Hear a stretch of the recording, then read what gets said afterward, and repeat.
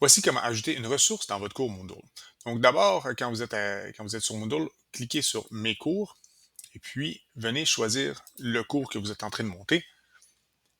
Une fois sur la page du cours, on va activer le mode édition qui se trouve en haut à droite.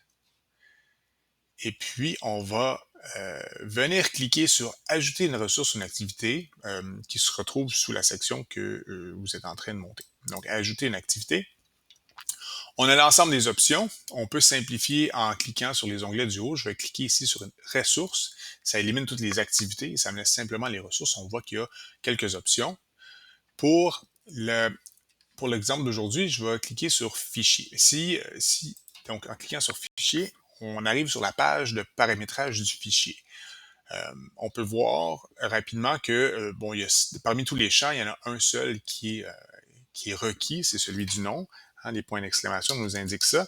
Donc, on va nommer notre fichier d'abord, lecture 1.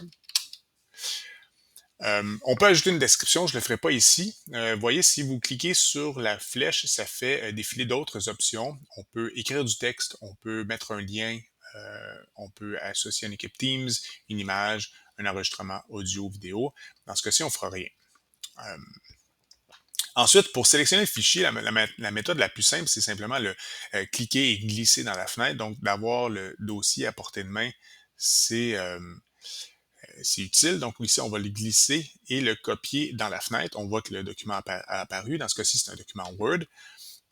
Il y a d'autres formats aussi là, qui sont disponibles.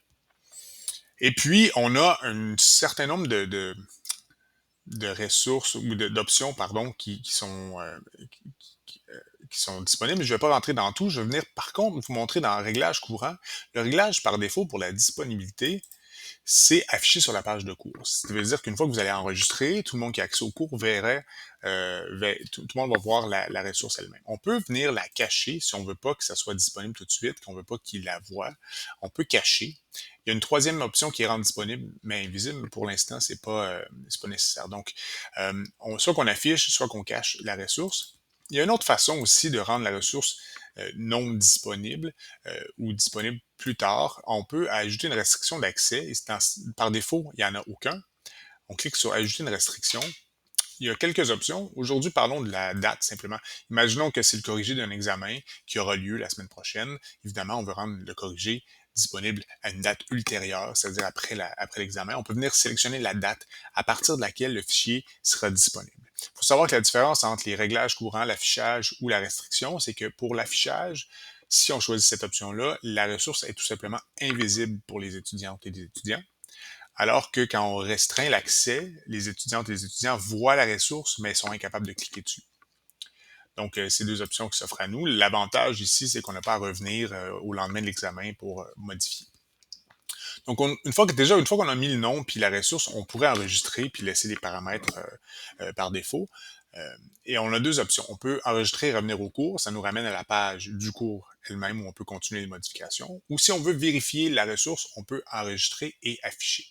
Donc, dans ce cas-ci, je vais revenir au cours. Et on va pouvoir voir que sous la section 1, on a maintenant notre ressource qui a été ajoutée. Alors, c'est aussi simple que ça.